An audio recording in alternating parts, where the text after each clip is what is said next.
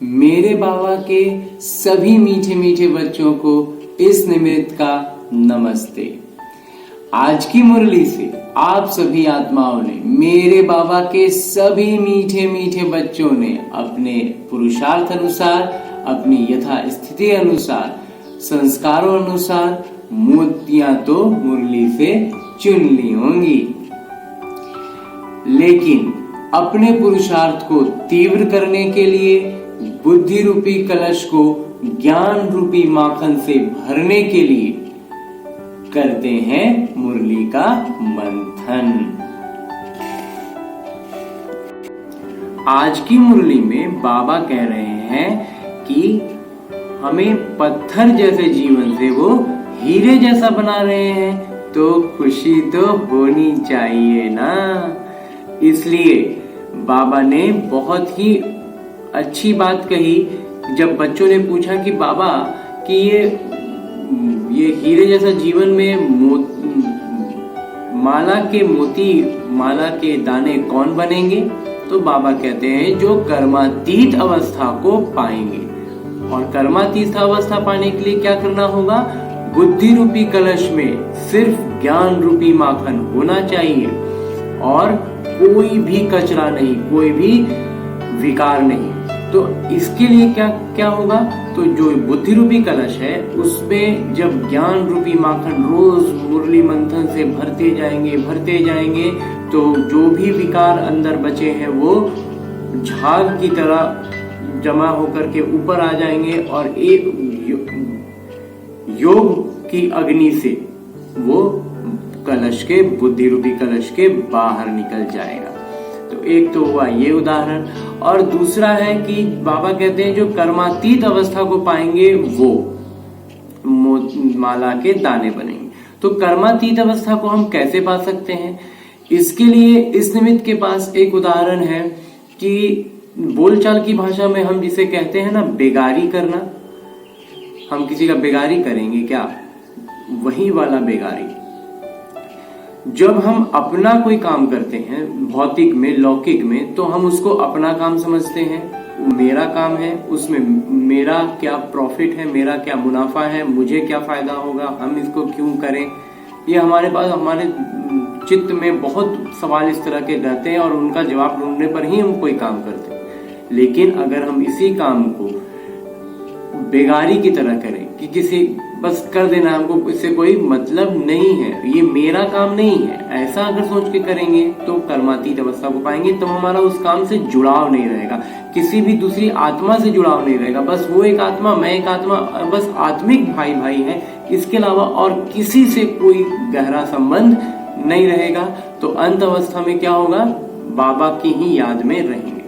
अब जो ये बेगारी वाली बात है, इसमें थोड़ा सा नेगेटिव पॉइंट क्या जाता है कि अरे तो फिर हमको मतलब ही क्या रहेगा, जिसको हम बहुत बोलचाल की भाषा में अलगर्जू कहते हैं, कोई मतलब ही नहीं है, करेंगे तो करेंगे, नहीं भी करेंगे तब तो ठीक है, हमको क्या मतलब कि क्या अच्छा होगा बुरा होगा, क्या हमको तो खाली करना ना है, हम कर देंगे। लेकिन ऐसा भी नहीं है। इसके लिए बहुत बढ़िया एक उदाहरण है। जैसे समझिए कि कोई बहुत दूर के रिश्तेदार हो और घर पर आए हुए, अब स्थिति ये है कि उनको स्टेशन जाना है और ऑटो के स्ट्राइक है या इस तरह का कुछ सिचुएशन आ गया है, ऐसा कोई स्थिति बन गई है कि अब आपको ही उनको गाड़ी में, अपना जो भी आपके घर में वाहन हो उसमें बिठा के आपको उनको स्टेशन लेकर के पहुंचाना है। तो ऐसे में क्या होगा? अब आप उसमें अपना मुनाफा जोड़ेंगे, अपना काम देखेंगे, या क्या करेंगे? करना है, छोड़ भी नहीं सकते हैं। अब भाई समय पर जो ट्रेन का समय है उस समय पहले उनको स्टेशन पहुंचाना है। तो समय भी ऐसा है, समय भी सीमित है और काम भी करना है, लेकिन आपको उससे कोई मुनाफा नहीं है, तो इसको कहते हैं बेगारी।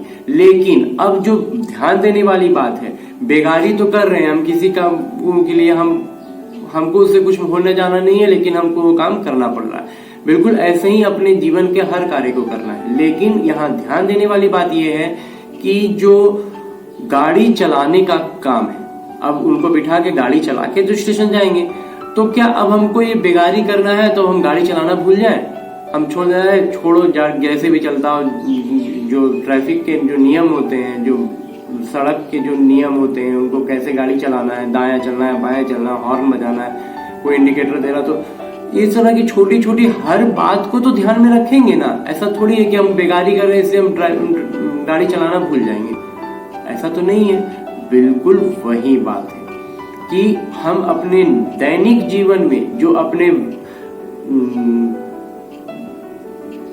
जो कहते हैं ना व्यापार आदि करने के लिए, जो बाबा कहते हैं शरीर वाहन, शरीर चलाने के लिए, शरीर को चलाने के लिए, अपने लौकिक परिवार को चलाने के लिए जो काम करना है, उस काम की जो नियम है, जो कायदे हैं, जो शिष्टाचार है, उनको पूरा पूरा अनुसरण करना है। लेकिन उससे क्या होगा, उसका क्या परिणाम निकलेगा, उससे कितना मुनाफा होगा, उसमें मैंने क्या किया, कितना पाया, कितना खोया, ये सारा लेखा जोखा में दिमाग नहीं लगाना। इसको बस एकदम, बस मैंने कहा ना जैसे किसी को छोड़ने जाना है, अलगर्जू, बिल्कुल एकदम स्वतंत्र मन होकर के, तब वो हम आसानी से कर्मातीत अवस्था को भी पा सकेंगे। और ऐसे में हम बाबा की याद में, जैसे गाने बजा देते हैं ना, गाड़ी अगर 4 पहिया वाहन हो तो उसमें हम क्या करते हैं, गाने बजा देते हैं और गाड़ी भी चला रहे हैं, तो बिल्कुल वैसे ही इस बुद्धि रूपी मन में आराम से बाबा के गीत बजाते रहिए, बाबा की याद में रहते रहें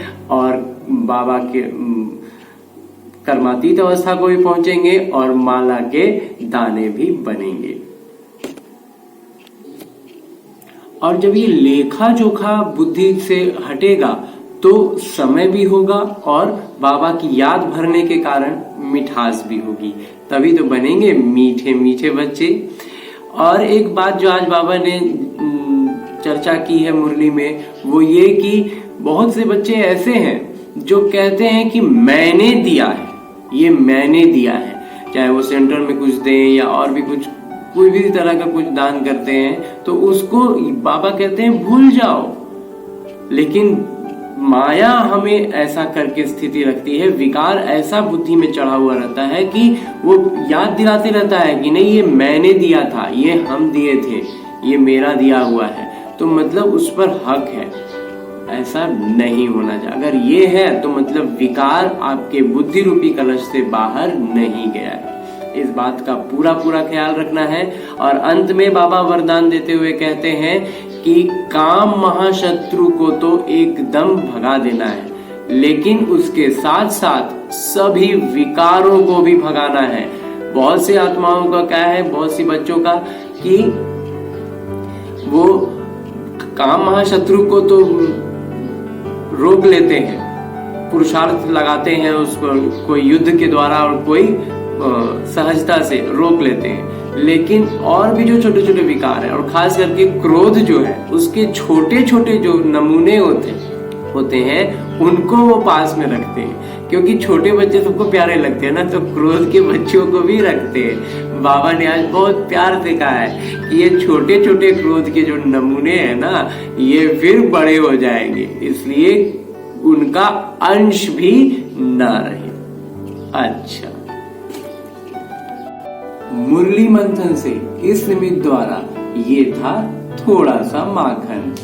ओम शांति। मेरे बाबा के सभी मीठे मीठे बच्चे उठते बैठते चलते फिरते काम करते सोते जागते करते रहे मुरली का मंथन। बढ़ेगा बुद्धि रूपी कलश में ज्ञान रूपी माखन।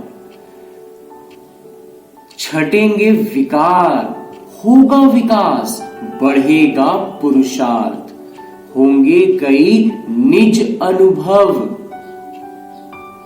सहज होगी बाबा की याद, रहेगा अगली मुरली का इंतजार। तब तक सदा है सर्वदा है मेरे बाबा का प्यार। ओम शांति।